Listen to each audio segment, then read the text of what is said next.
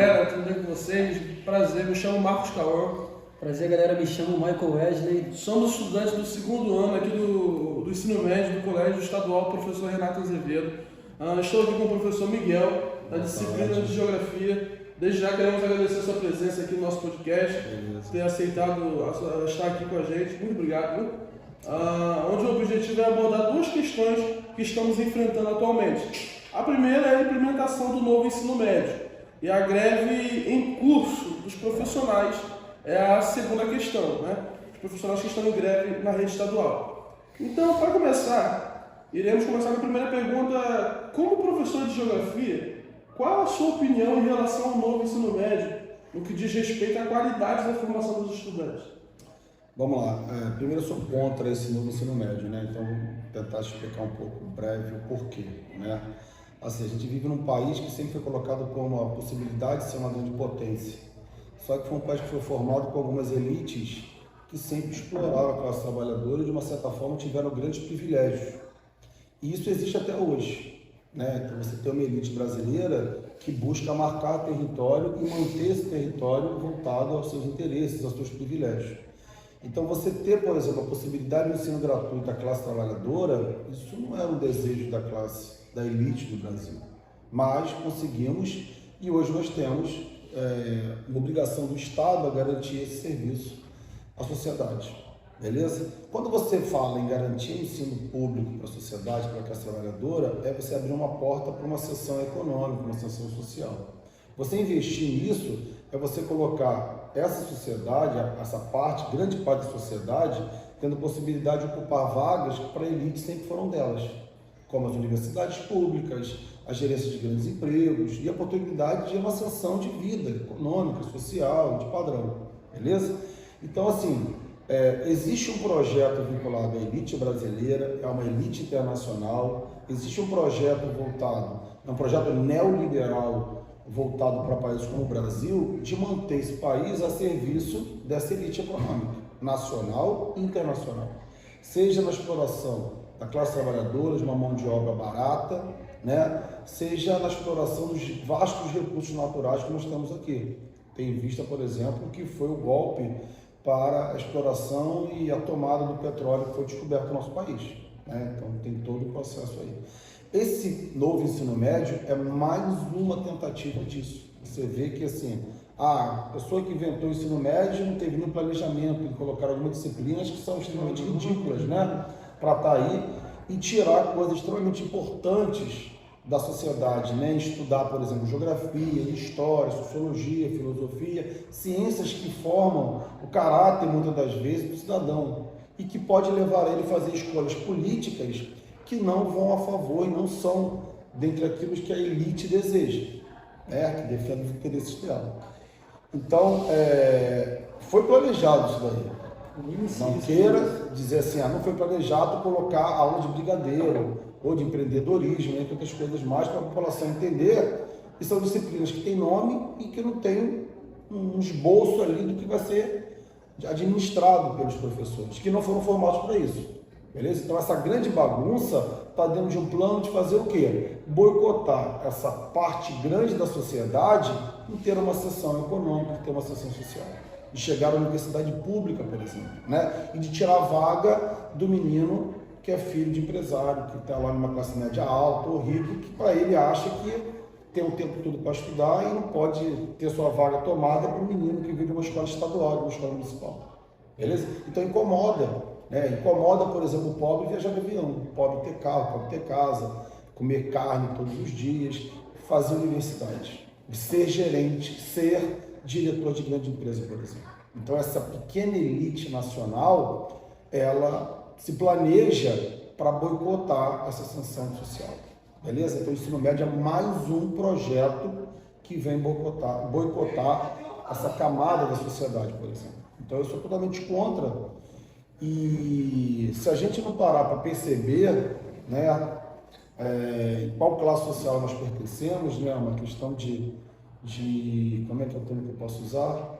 De identidade de classe, né? A gente não perceber, não, eu faço parte da classe trabalhadora, eu faço parte da classe que está lutando por uma ascensão e se manter uma qualidade de vida, por exemplo, né? A gente começa a criar algumas aberrações, né? Como, por exemplo, a gente defender o interesse de outras classes que têm o interesse de explorar a gente.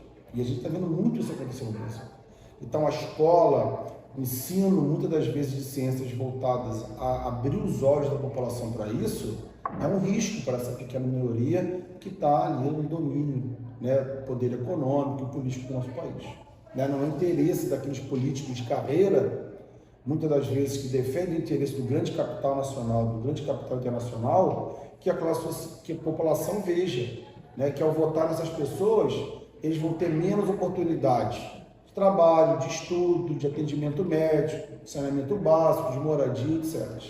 E que é dado para eles alguns termos, que foi muito bacana que o professor falou, né? Como hoje virou moda o empreendedorismo, que na verdade é uma forma maior de exploração sobre a classe trabalhadora. Você agora é dono do seu próprio força de trabalho, você nos vende simplesmente essa força de trabalho sem nenhum direito trabalhista e que a gente, né, agora não tem mais que pagar encargos ao governo e a vocês por alguma garantia. Então, e a população acha que, cara, isso é bacana, né? Em vez de ter uma carteira de trabalho assinada, eu tenho uma maquinazinha que desconta ali, eu ganho dinheiro naquilo que eu faço. Mas isso não te dá nenhuma garantia, né? A elite é muito esperta para tentar iludir as classes menos favorecidas, para colocar, e as classes menos favorecidas, muitas das vezes são levadas a se iludir em também achar que pertence a essa classe dominante, né? Que é empresário, né? Então o cara montou lá uma padaria, eu sou empresário, eu estou em outro patamar. Mas ele é tão trabalhador como alguém que tem a carteira assinada e tem patrão, né? Mas isso é tudo uma estratégia colocada. Então o ensino médio é mais uma estratégia para boicotar uma parcela da sociedade e manter privilégios de uma classe dominante que está dominando esse país desde a sua independência, desde muito tempo. Beleza? Aí quando você vê, né, um pobre estudando, por exemplo, projeto de vida, antes você vai pensar o quê? Poxa, estou muito bem. Estou muito bem. Mal ele sabe que está arrumando problema. A gente acha engraçado, por exemplo, você bota um professor mal remunerado, muitas das vezes está todo endividado para dar projeto de vida para os alunos. Aí você pergunta ao professor, qual é o projeto de vida? Eu não sei lá, eu quero pagar as contas no final do mês, está tudo bem. Né? Então fica um pouco vazio, né? Sem sentido isso daí, né? Projeto de vida individual. Né? O projeto de vida ele é criado quando você tem mecanismos que possibilitam vocês a sonharem, por exemplo, né? E a seguir carreiras que possam dar sustentação. Né? O projeto de vida é me formar, é ter um trabalho, ter uma boa remuneração, ter dignidade, poder, por exemplo, me alimentar de forma segura, ter minha casa, meu teto, poder criar minha família. Isso é um projeto de vida. Ser feliz, entendeu? Através do meu trabalho e da minha dignidade. Não ficar, né, ensinando qual é o projeto de vida de um de outro. Eu sempre falo, né? Como que eu vou projetar minha vida se está tirando as matérias que eu preciso para projetar? Né? Exato. Por exemplo, biologia no terceiro ano não tem. Se eu quero ser um médico, eu não consigo projetar minha vida porque eu não tenho biologia. Exatamente. Então está cortando aquilo que eu preciso e bota uma matéria de projeto de vida. Como não tem sentido. Não faz sentido. E ainda tem coisa pior, porque assim, você coloca um aluno do primeiro ano do ensino médio, então ele está ali com 15, 16 anos, né? Para já escolher o que ele vai ser no futuro. Né? Porque assim, ou você escolhe a área de humanas, ou você escolhe a área de exatas. Só que é muito precoce você colocar o menino para ele já determinar o que ele vai fazer lá na frente. Né? Você tem jovens que estão chegando no terceiro ano para fazer o Enem, o cara não sabe o que quer. Porque você tem um leque imenso de coisas aí, incertezas para a vida no futuro, que você começa a descobrir. Tranquilo? Então, por exemplo, você foi lá escolher, eu quero fazer exatas. Quando chegou lá no segundo ano, falou, não, eu quero fazer na área de humanas. Não, você já está em exatas. Você já está fadado a fazer isso. Então, lascou. Beleza? Então, isso... Agora, será que a classe dominante tem esse gargalo? Ou ele segue, por exemplo, um padrão de educação que abre um leque para ele na escola particular, cara, que dá para ele a oportunidade de fazer o que ele quiser? Tá entendendo? Outra coisa que a gente tem que parar para analisar, que assim, professor, o ensino médio anterior, ele era muito maçante. Então, assim, muitas pessoas reclamavam, né? E eu também, quando eu era mais jovem, reclamava, cara, por que eu quero aprender isso em matemática, em geografia, história e ciências? Né? Então, assim, o conhecimento ele é muito vasto. E dependendo do que você for escolher, você vai perceber que aquilo que você aprendeu na escola vai trazer uma bagagem para você dar continuidade que você vai fazer na universidade, que você vai ter como carreira. Então eu estou lá estudando matemática, alguns assuntos que, cara, naquele momento, cara, isso aqui é doideira estudar isso daqui. Mas você escolheu ser engenheiro. Então aquilo que você estudou em matemática lá no primeiro ano, no segundo ano, no ensino fundamental, vai te dar a base para você fazer a sua faculdade de engenharia que você escolheu lá no terceiro ano. Né? Eu estou estudando esse negócio em biologia, cara, tem que ficar decorando essas coisas, não tem que decorar, mas tem que estar entendendo isso daqui. Para que isso? Aí você escolheu no terceiro ano, eu quero fazer medicina, quero fazer biologia. Né? Então, assim, a gente pega o ensino geral médio, porque a gente amplia a visão de vocês em relação a diversos conteúdos que vão poder ampliar oportunidades para vocês escolherem depois de se especializar. Tranquilo? Então, assim, eu só fui ver que, assim, algumas coisas que eu criticava no ensino médio que eu estava estudando, a importância disso, quando eu determinei que eu vou fazer geografia e percebi que no estudo da geografia foi importante eu ter estudado algumas coisas no ensino médio. E o que eu não estudei bem no ensino médio, eu tive que ralar para suprir a demanda e as exigências que a universidade me fazia, por exemplo. Tranquilo? Então, assim, eu tirar de vocês algumas coisas do ensino médio, porque vocês escolheram já um caminho aos 15, 14, 16 anos, é eu já cortar, por exemplo, uma imensa quantidade de oportunidades de coisas que vocês poderão ter lá na frente. Se eu chegar numa sala de aula e perguntar assim, no primeiro ano, o que vocês querem ser no futuro? Né? Tem gente que vai, eu acho que eu quero ser médico, mas também acho que eu quero ser advogado. Cara, você tem que escolher um lado ou outro. Não dá no ensino médio não dá para você escolher esses dois. Ou você escolhe estudar para advogado, humanos, ou outra área para você ser médico. Né? Então vocês já são limitados para isso. Né? Então já é um boicote para essa faixa social grande que só tem na escola pública a oportunidade de uma ascensão econômica através do estudo, tá? E de um trabalho mais qualificado, vamos dizer assim. Mais qualificado não quer dizer que ele seja mais honroso ou não, mas que ele requer mais conhecimento, tá entendendo? Então, assim, um pedreiro, ele faz um trabalho tão honroso como um médico, certo? Mas o médico requer que você vá para a universidade, estude pra caramba e tal. Um pedreiro, muitas das vezes, ele tem uma grande quantidade de conhecimento que ele vai adquirindo ao longo do trabalho. Entendeu? Não quer dizer que um trabalho seja menos importante do que o outro, mas existem exigências diferentes. Né? A gente fala sobre as possíveis consequências do futuro do ensino médio, mas é que a gente já falou. Exato, a gente tem várias consequências. E assim, existem consequências individuais de cada um de vocês, que vão, por exemplo, deixar de aprender coisas fundamentais, seja para uma carreira profissional, mas também como formação como pessoa e como cidadão. Como cidadão, por exemplo, na hora de escolher os seus representantes e pensar a política de um país como o nosso, por exemplo. Isso é seríssimo. E para o país, também muito grave. Porque você começa a ter, de uma certa forma, uma imensa quantidade de pessoas que não vão ter interesses em discutir determinados assuntos porque não tem conhecimento para isso. E vão passar a reproduzir discursos prontos de pessoas que defendem classes sociais dominantes que têm interesse de manter vocês em bolsões de pobreza.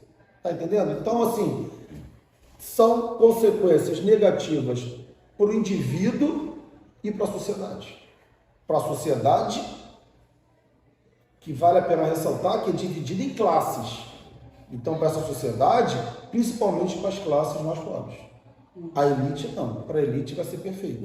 Porque para ela continua explorando uma classe mais pobre e mais ignorante, que automaticamente vai aceitar ser explorada, não vai aceitar, mas vai acabar tendo que aceitar ser explorada por sobrevivência, entendeu? E uma classe econômica mais alta, na verdade a elite, que vai ter agora menos concorrência para os seus privilégios, por exemplo.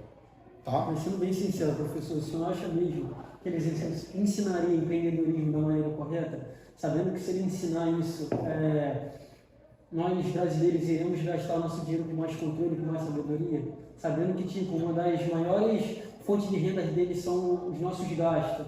Você acha mesmo que, tipo, ele botando, tipo, trocando essas matérias que ele, tipo, botando empreendedorismo ou direito, que são matérias que eu acho muito importantes, como eu estudo para a PRF, eu vejo que são matérias essenciais para você saber do direito e tudo que você precisa ter a noção. Ter a noção, E você acha mesmo que o Brasil que nós vivemos hoje em dia, comparando com os Estados Unidos, que tipo, as pessoas são 1000 vezes, milhares de passos na nossa frente, você acha mesmo que o Brasil passaria esses ensinamentos para nós?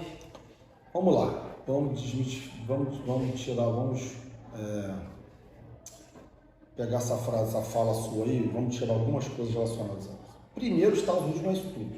Sim. A educação norte-americana não é essa beleza toda, tá? Também há uma desigualdade grande lá, onde escolas públicas dos Estados Unidos é uma porcaria, tá? Um ensino que não é nada de coisas.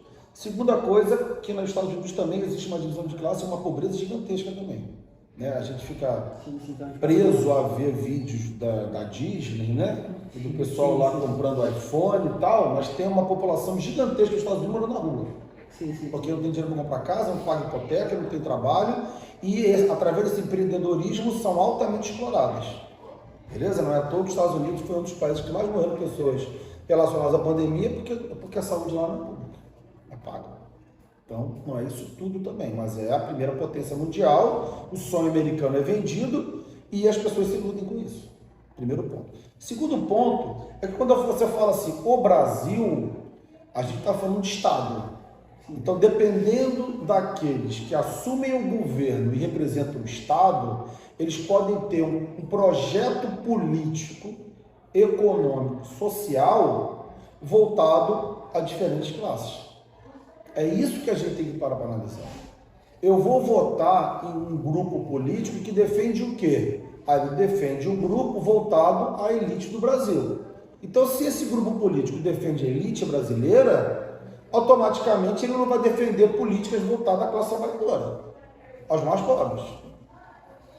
Beleza? Agora, se eu tenho um grupo, e eu não estou fazendo propaganda de política, de partido, nem nada disso, é só que a gente consiga perceber essa consciência de classe. Se eu tenho um grupo que tem como princípio defender a classe trabalhadora, ele tem que ter um projeto voltado a suprir a demanda e as necessidades da classe trabalhadora. E a classe trabalhadora cobrar isso.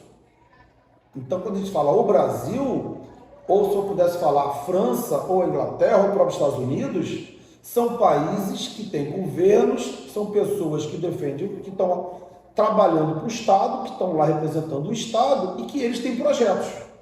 Só que são projetos que defendem classes diferentes. Né? A gente tem que se apropriar um pouco do que é direita e esquerda, e o que um defende e o que outro defende, e aonde essas defesas, onde se encaixa. A gente como consciência de classe. Qual classe você pertence? Você pertence, eu pertenço. Eu pertenço à classe trabalhadora. Eu acho que vocês também são filhos de trabalhadores.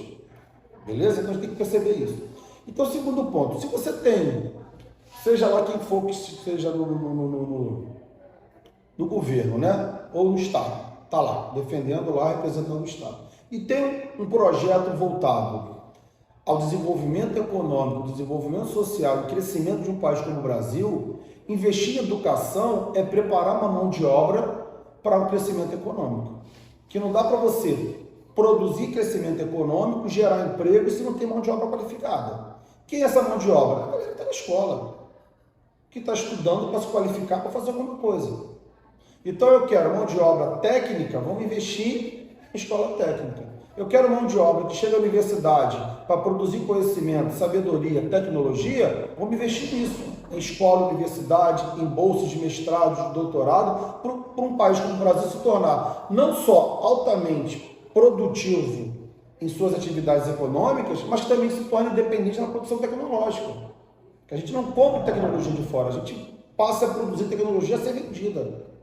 Então, para isso, o Brasil, que você fala, o Estado brasileiro, tem como obrigação investir em educação e pesquisa em uma grade curricular que dê acessão a essa classe social a crescer, por exemplo.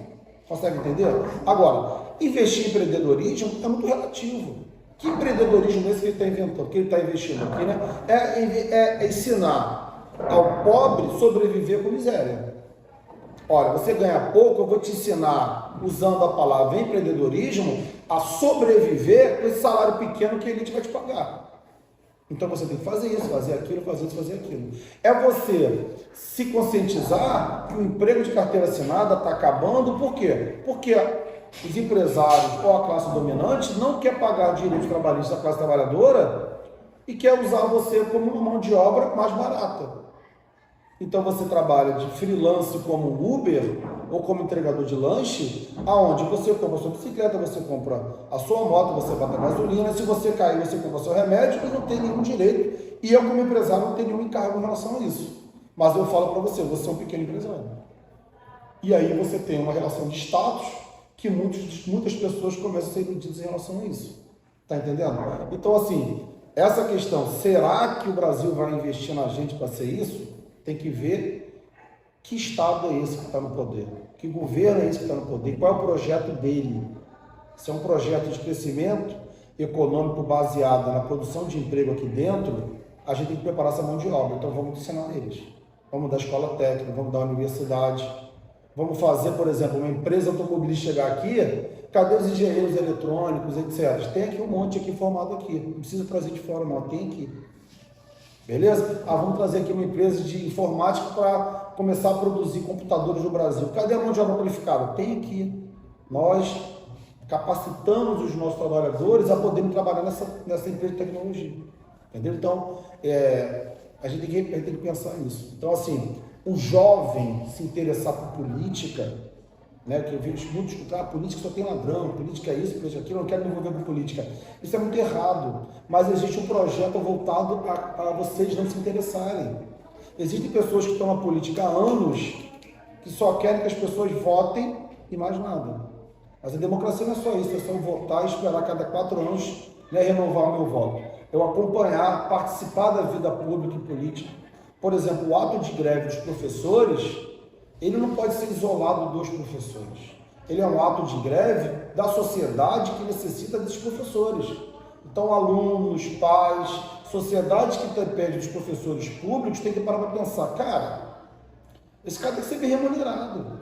Sabe por quê? Porque ele está ensinando meu filho a ter um futuro melhor.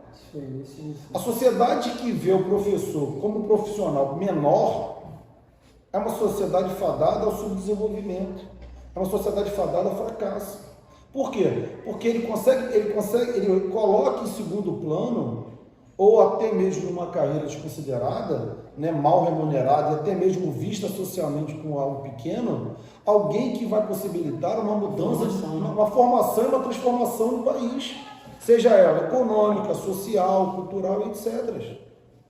Então, assim, além de ser bem remunerado, há de se garantir ao professor, às escolas, melhores condições de trabalho. O que é melhor de condições de trabalho numa escola? É uma escola que o professor tem livro para trabalhar, os alunos têm livro, tem material didático, tem um bom salário, tem segurança, que os alunos tenham capacidade de fazer pesquisa, certo? Então a luta do professor não é uma questão só salarial, não.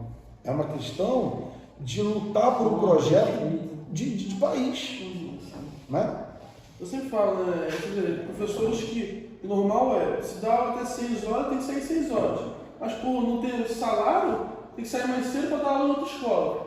Né? Então você vê o grande problema de não investir. O professor no Brasil hoje, para ele ter um padrão de vida mais ou menos, né, assim, não confortável, né, mas que dê dignidade a ele tem que estar trabalhando em 2, 3, 4 escolas.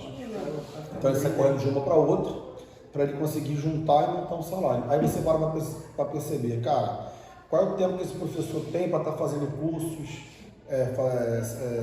se qualificando mais ainda, pesquisa, preparando materiais melhores ainda para trabalhar. Tem muitos que fazem isso, então assim, né, pega o final de semana e vai trabalhar em casa para fazer um trabalho de semana, entendeu? Mas você tem uma galera aí que, cara, tá ficando doente, pelas condições de trabalho que encontram nas escolas do trabalho, pela desconsideração, né, e pela exigência que tem, né, pelos órgãos, vamos dizer assim, como Estado, município, etc. Beleza? E pela carga de trabalho que tem. né, a quantidade de trabalho, prova, preparar aula, etc, que acaba o professor não tendo condições, por exemplo, de fazer um esporte, cuidar da vida, da saúde, nem nada. Né? Uhum. Então, aqui, eu queria fazer uma pergunta sobre, até o atual momento, o governo federal não está sinalizando em direção à revogação do novo ensino médio. Diante disso, o que o senhor acha que os alunos podem fazer para não saírem ainda mais prejudicados? Vamos lá, o governo federal está no poder agora, acho que há 6 meses, nós estamos no mês 6, né, 6 meses, então assim, são várias brigas, né, em diferentes áreas que o governo está tendo que encarar, a educação é uma delas. Eu já percebi que já tem uma pesquisa, segundo o MEC, em relação ao ensino médio, eu já partilho do governo federal uma pesquisa sobre o que a sociedade, alunos, pais, professores acham desse ensino médio, né? É muito cedo para já chegar revogando, tem que ter um projeto, vamos revogar e vamos colocar o que no lugar, né? Então, assim, eu acho que isso não é uma coisa tão rápida de ser feita, mas tem que ser sinalizada que a sociedade que está aqui estudando, trabalhando com isso, com esse novo ensino médio, não está satisfeita, tem que mostrar isso. Então, professores que estão em greve também colocam na pauta que eles são contra esse novo ensino médio, que a gente sabe que isso daí, na verdade, vai criar uma distância ainda maior entre a galera que está na escola pública, na verdade, na escola estatal, né, para a galera que está na escola privada. Né? Então, vai ter uma diferença maior, diminuindo as oportunidades para a classe trabalhadora. Segundo ponto é que não basta o professor só reclamar, né? Os alunos também têm que estar analisando, estão mostrando isso. Então, os alunos estarem envolvidos, por exemplo, em questões como Grêmio numa escola, estarem fazendo alternativas, assim, projetos como esses, estar ganhando a internet, mostrando de uma certa forma que esse novo ensino médio não atende os desejos de vocês, é extremamente importante. Para quê? Para mostrar para o governo, olha, a gente não está satisfeito.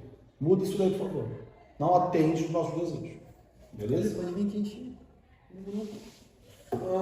Aqui, o senhor falou sobre os professores do estado do Rio. Está em greve, né? Sim. O senhor disse, esclareceu os motivos, né? Que é a falta de preparação, a falta de remuneração. Na verdade, assim, é uma questão que o governo não está cumprindo com a lei, né, a relação do piso mínimo, lá, o piso nacional. O estado do Rio de Janeiro, hoje, é o estado que paga menores salários aos educadores, certo? Há um baixo investimento em educação, não só em relação salarial, mas também em infraestrutura escolar, tranquilo? E também entra questões como o próprio ensino médio. Então, assim, é uma luta pela qualidade do ensino do estado do Rio de Janeiro, que já acontece já há muito tempo, já que essa precarização da educação estadual, né, no Rio de Janeiro não é de hoje, é de alguns governos anteriores.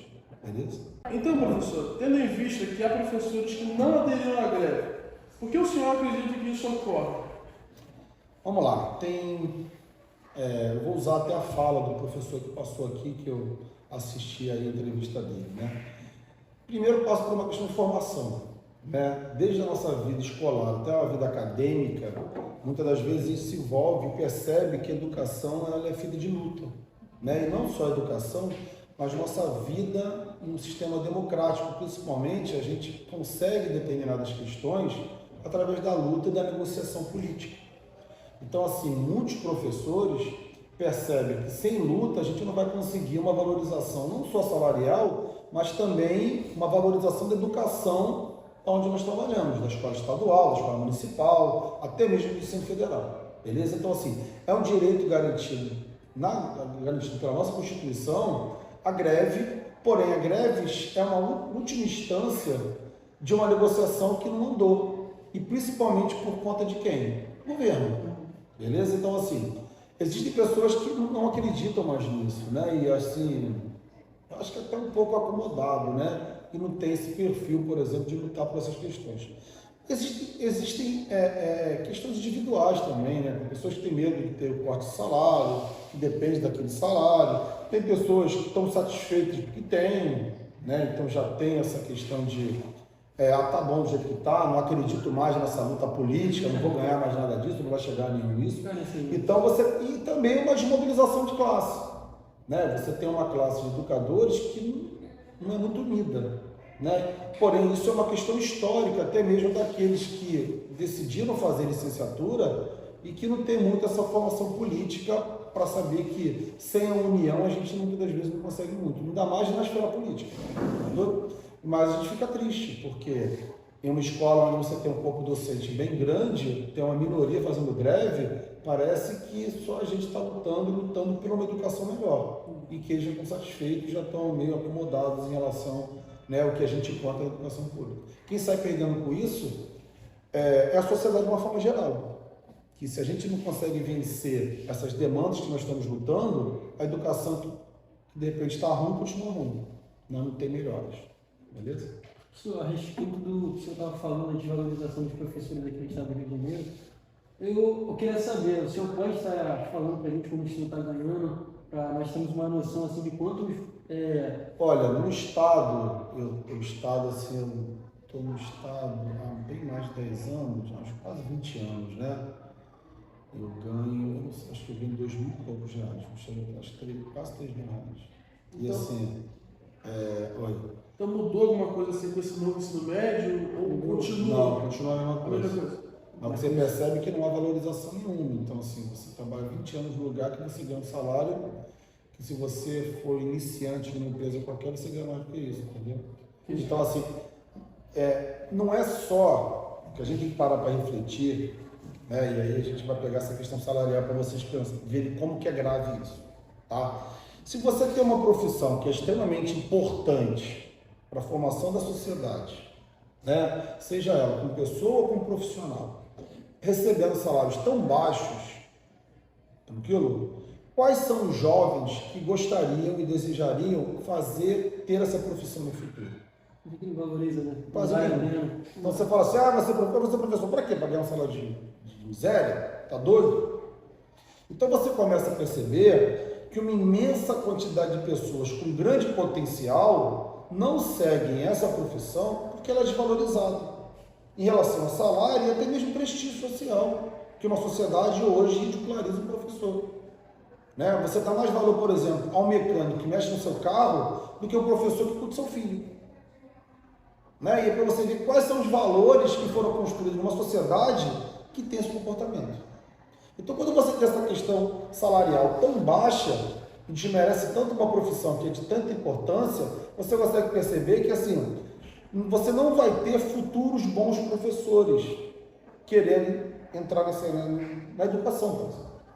E que automaticamente a situação da educação vai se agravar ainda mais. Porque além de você não ter investimento para que possa gerar bons frutos, você vai ter piores profissionais. Porque, cara, é melhor, de repente, eu trabalhar de Uber do que trabalhar como professor. O senhor trabalha em quantas escolas? Né? Eu trabalho em 3 escolas. Nossa. Né? Então, assim, eu saio correndo de uma escola de manhã, tenho meia hora para almoçar, certo? Para vir correndo para cá. Beleza? Já teve época que eu trabalhava em 4, 5 escolas. Então, eu trabalhava de manhã, de tarde e de noite. Por que isso? Pô, eu queria comprar minha casa, eu queria ter um salário maior. Então, para isso, eu tinha que trabalhar 18 horas por dia. Sabe o que são 18 horas por dia? 18 horas por dia? São 6 aulas de manhã. Aí eu almoço, corro para outra escola, dou 6 aulas à tarde, faço um lanche, corro, dou 6 aulas à noite. Então, eu começo a dar aula às 7 horas da manhã e paro de dar aula às 10h30 da noite. Aí você fala para você pergunta, cara, e depois, você faz o que da sua vida? Eu durmo. Morto. Certo? Nesse meio termo, você vai comendo aquela comida rápida, no final do ano você está com pressão alta, colesterol alto, todo esculhambado. Então, nesse ritmo de trabalho que eu tive no período da minha carreira, né, eu tive que deixar, por quê? Porque minha saúde começou, era pressão alta, ganhando peso, colesterol alto, todos ferrados. Médico, se você viver assim, você vai ganhar dinheiro, mas vai morrer. Falei, não, então deixa eu ficar com menos dinheiro e não morrer. Entendeu? Então, assim, o que poderia ser é você ter um salário mais valorizado, justo, eu não tenho que trabalhar tanto, poder trabalhar de manhã, de tarde, de noite, 2 turnos, e ter um turno que eu possa, por exemplo, ter uma vida em família, estudar, fazer um outro curso se eu quiser, ter um lazer, como qualquer outra pessoa tem. Né, os 8 horas de trabalho e poder depois ter uma vida normal. Isso é um desejo não só de professores, mas de qualquer outra profissão. Né, de vocês que vão querer, de repente, depois entrar no mercado de trabalho e não ser escravos do trabalho. É trabalhar para viver, não viver para trabalhar. Né? Então a situação é essa, é grave e a tendência, se a gente não lutar para melhorar a educação brasileira, não só a questão salarial, mas a questão salarial é uma prioridade, nós vamos ter profissionais piores no futuro e a tendência é a gente ter uma situação pior ainda no futuro, em relação a professor, escola, alunos, etc, etc. Pois é. Beleza? Com isso, vamos para a última pergunta.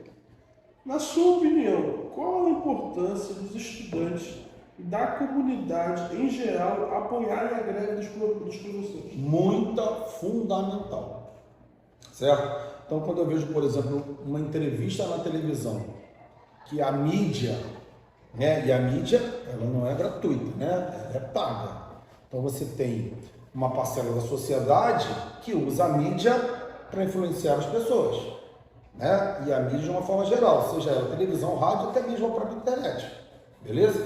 Então, quando você vê uma mídia que vai para a televisão, tá a televisão lá, repórteres que vão para a sociedade, indagar ou questionar a greve dos professores e querer mostrar para a sociedade que a greve está prejudicando os alunos que estão sem aula, né? E você vê pais e alunos falando que essa greve é legítima, que os professores têm que lutar por isso, que a educação pública tem que melhorar, o salário dos professores tem que melhorar, isso daí é uma pressão maior sobre o governo.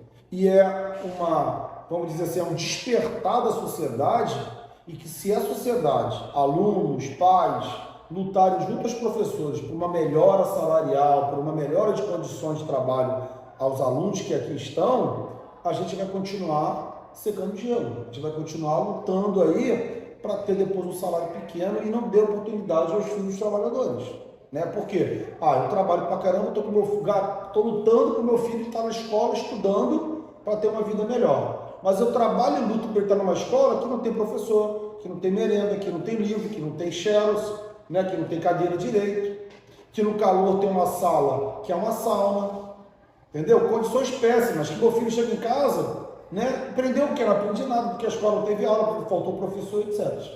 Então você está garantindo seu filho numa escola que não vai garantir nada para ele. Então, se a gente não lutar, que o Estado garanta, né, e cumpra com seus deveres, garantir à sociedade a educação, mas é uma educação de qualidade. Tem dinheiro para isso.